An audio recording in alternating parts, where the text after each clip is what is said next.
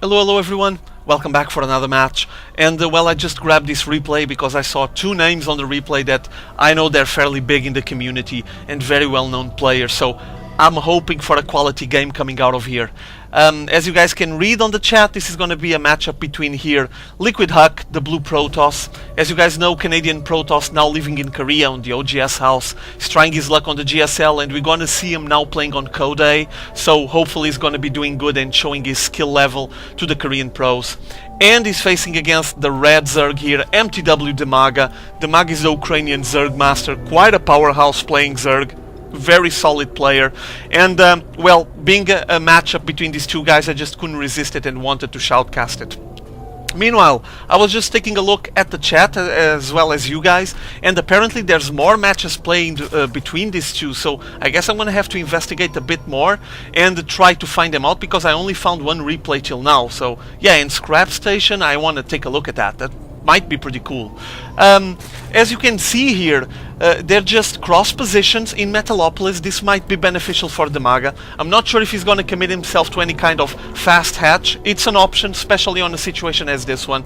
Though keep in mind that DIMAGA is still not aware of that. He still didn't get there. He's still roaming around with his first Overlord, while HuK is finally arriving on his base. So he knows that now it's cross positions, and DIMAGA might not be planning ahead to get an early hatch. Instead, he's going to keep it safe, make sure he has what it takes to defend against any kind of HuK early offensive, and he's going for the spawning pool first, with the gas already getting pumped and picked up. So I guess we're going to have Zerglings with speed soon enough on this match. Meanwhile, the probe from HuK is just being annoying and roaming around, and I would just like to take my time to make a mention to that banner that I have over the timer, the ggbutton.com, because the GGButton company was kind enough to send me one of their products, and as you might imagine, it's one of those things that every hardcore StarCraft 2 fan must have. I mean, you can't resist this.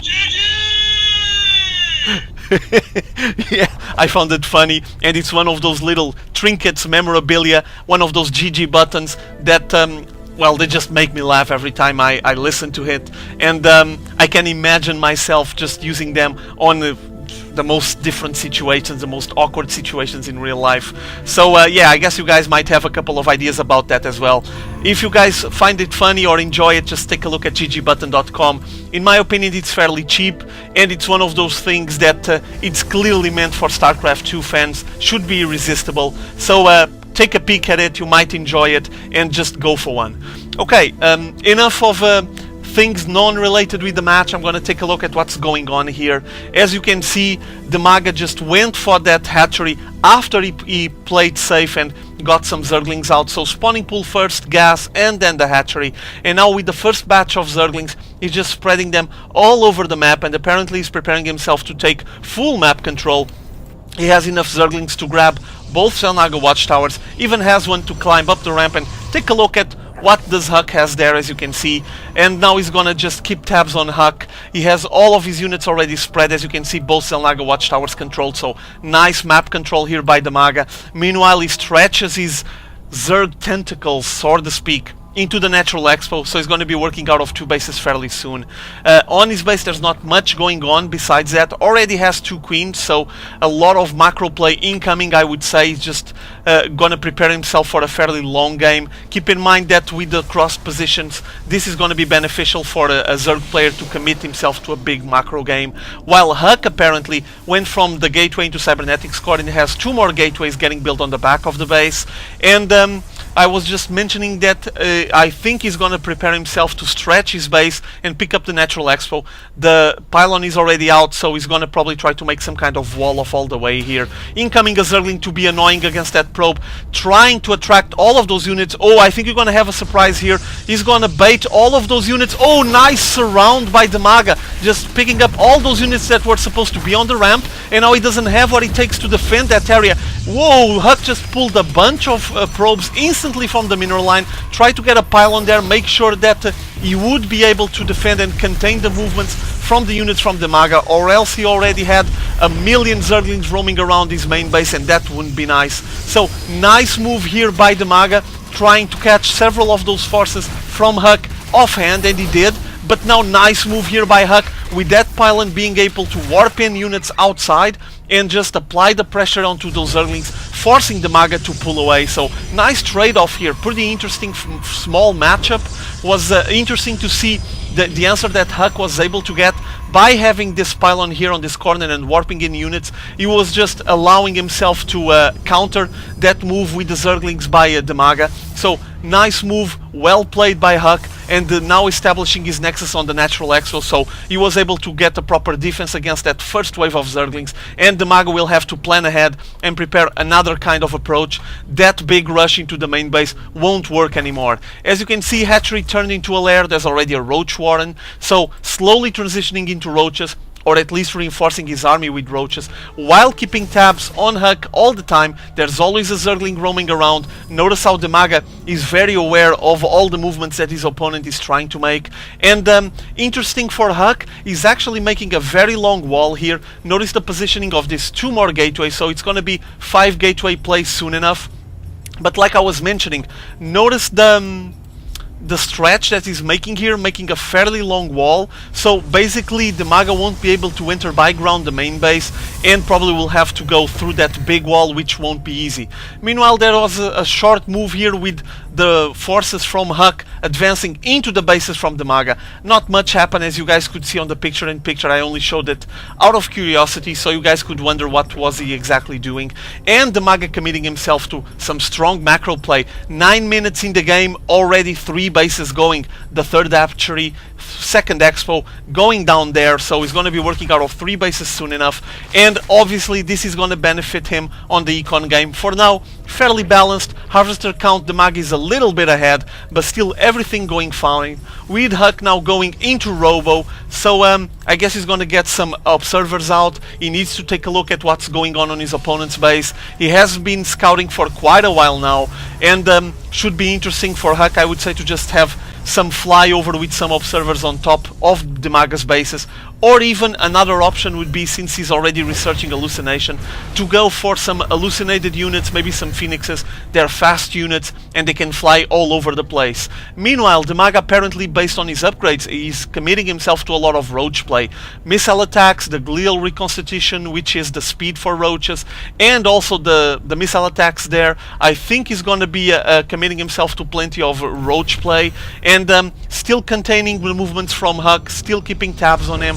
And meanwhile, HuK, I think he's just droning a lot. He might be preparing himself to grab a third base as well, while hallucinated phoenixes start flying around the map and taking a look at what's going on DIMAGA's bases. Incoming the first one, passing right on top of the main base from DIMAGA, seeing everything getting built here, even trying to harass a little bit. There's the Hydralisk, then also got spotted.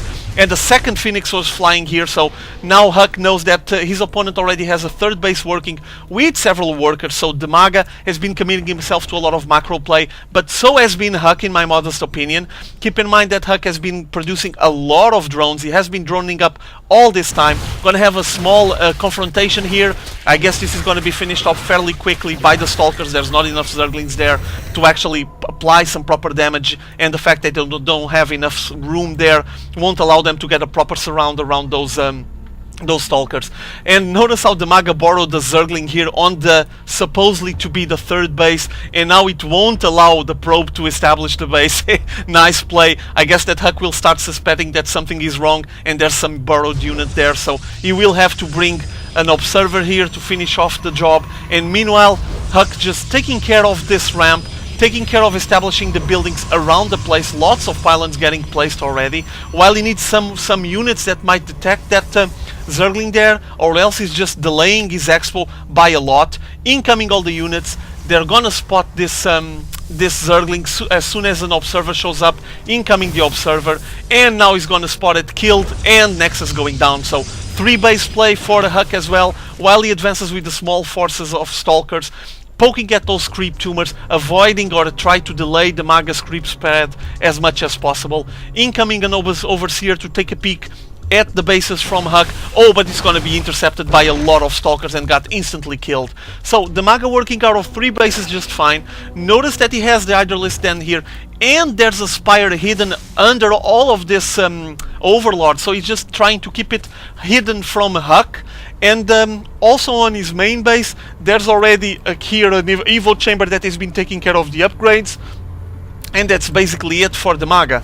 Once again, HuK advancing with these stalkers, trying to shoot down as many creep tumors as possible, try to finish off all of them and avoid the creep to spread far too away. He needs to limit the speed from the Zerg player, obviously. And meanwhile, on his bases, he already has the Robopus facility, as you guys know, been producing on this corner, getting a forge and also a robotics bay, and transitioning, or at least reinforcing his army with some Colossi.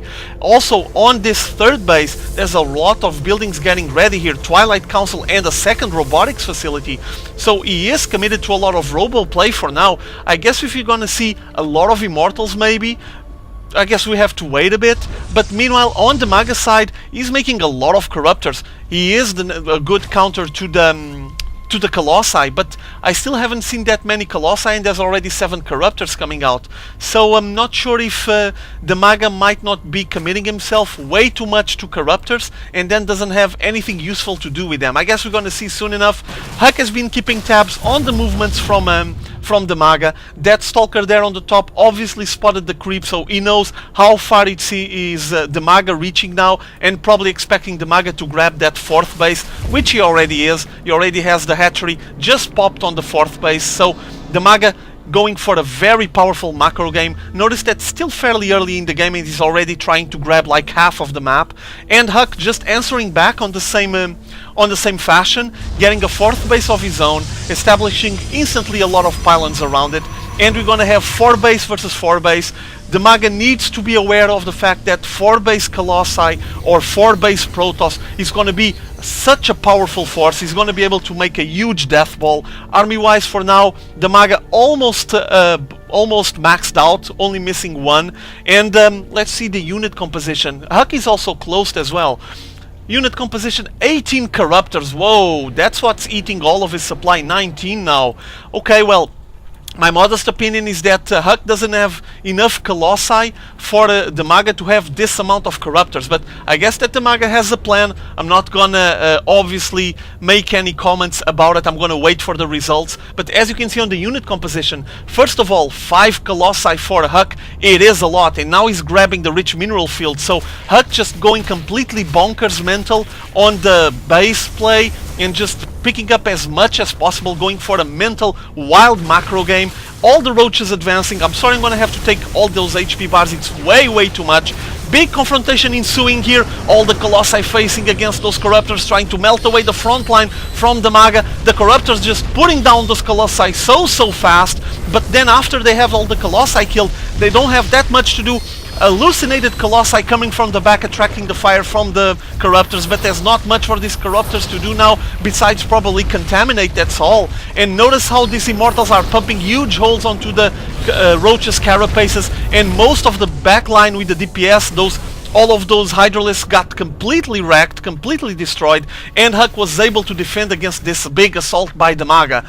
Keep in mind that DIMAGA has, in my modest opinion, way too many Corruptors, and he doesn't have much of a use for them. For now, HuK leading the way on the Econ game, has a lot more Harvesters, more bases as well, and also now gonna start benefiting from the rich mineral field. So I guess HuK is just pulling ahead and winning the Econ game for now, with DIMAGA advancing into this rich mineral field, trying to snipe that base. Once again, another big clash here into the rich mineral field, lots of contaminates going down on those stalkers, but notice how those Corruptors have nothing to do besides that, and basically they're just gonna try to attract some of the fire from those stalkers and getting shot down, while the small number of Roaches and Hydralisks try to put down the forces from HuK.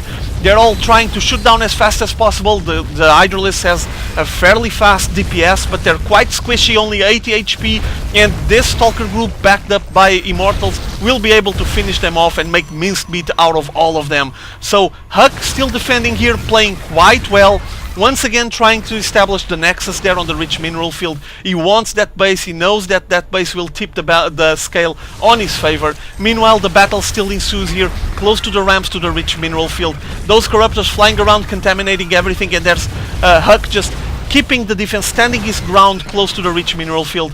Doesn't seem like HuK is committing himself to a lot of push and advance into his opponent's territory. Just wants to make sure he will be able to stabilize that rich mineral field, and has the rest of his 4 bases just I'm sorry, just fine without being harassed at all. A nice confrontation here. Once again, HuK just shooting down as many Hydralisks as possible, with the Corruptors just being stand-byers, just standing there and witnessing what's going on. They don't have much to do. More gateways incoming for HuK on his third base. Actually, loads of gateways, 4 more with the second Robo Bay there, robotics facility.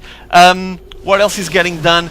The Templar Archives are finishing off the storm, so I guess that HuK is preparing himself to transition into High Templars, and this might come as a surprise for DIMAGA, because he hasn't been scouting for a long time. DIMAGA picking up another base there. Notice that he doesn't check anything there, so he doesn't know the Templar Archives exist.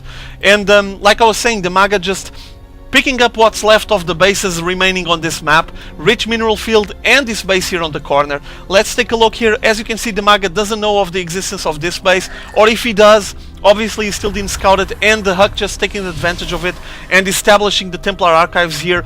And I think he's going to try to catch DIMAGA by surprise by getting a lot of High Templars into his unit composition and just throw a bunch of Psi Storms onto the units from DIMAGA. Keep in mind that he's quite heavy on the Hydralisks, and the Hydralisks will be melted away by a lot of Psi Storms. Let's see the unit composition for now while we ensue and face this matchup or another battle here. The Stalkers, all of them getting blinked back, with the Hydralisks advancing into the rich mineral field once more. Lots of Contaminate going down, and the rest of the forces from DIMAGA trying to shoot down this Nexus, finishing off the rich mineral field once again, sniping it down. Boom! There goes the Nexus. Now all of the forces from HuK getting pulled back.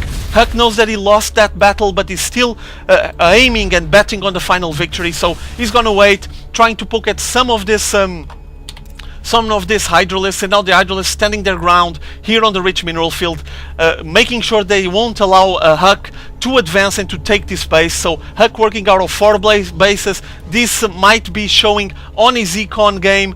For now, not really. And oh, a lot of Psi Storms. Oh my god, just melted away all of those Hydralisks so quickly, and most of the ground forces from DIMAGA just got completely chewed away and grinded down with that big Psi Storm assault. Beautiful move with the High Templars, and DIMAGA just crying his heart out. He didn't like that one. How can I not comprehend what he's feeling now? He just saw all of his ground forces completely melted down by High Templars, and now the High Templars and the rest of the forces from HuK advancing to this rich mineral field from DIMAGA. He actually did a lot of Archons after he spent the energy of the High Templars. Still has plenty here on the back, as you guys can see, but making some Archons with the ones that just burned all this energy and can't make more Psi Storms on top of the units from DIMAGA. Incoming Psi Storm play once again, grinding down all of those roaches. Massive damage being done here, and beautiful play by HuK, advancing and fusing a lot of Archons as soon as the High Templars stop having enough energy to throw more and more Psi Storms on top of DIMAGA's units. But at the moment, as you can see, HuK is just dominating the match, and DIMAGA had to oh yeah, GG out of this match. Was way too much for him, and beautiful play with those High Templars, just transitioning into them and reinforcing the army. HuK just made a huge surprise because DIMAGA wasn't expecting it, and when he saw a million Psi Storms on top of his Hydralisks, well, his army was over and he wasn't able to replenish it fast enough. HuK just made a powerful push into DIMAGA's territory and finished off with a killing blow what's left of the defenses from DIMAGA, forcing DIMAGA to GG out of this match. Pretty interesting match, quite intensive on the macro game. As you can see, all the bases were getting picked up, and actually I find it really interesting that HuK took his time to establish a lot of buildings on this third base, something that you don't see that frequently, but still good, all running fine for HuK, and HuK took the final victory on this matchup. So well, I hope you guys enjoyed this one. See you all later, have fun.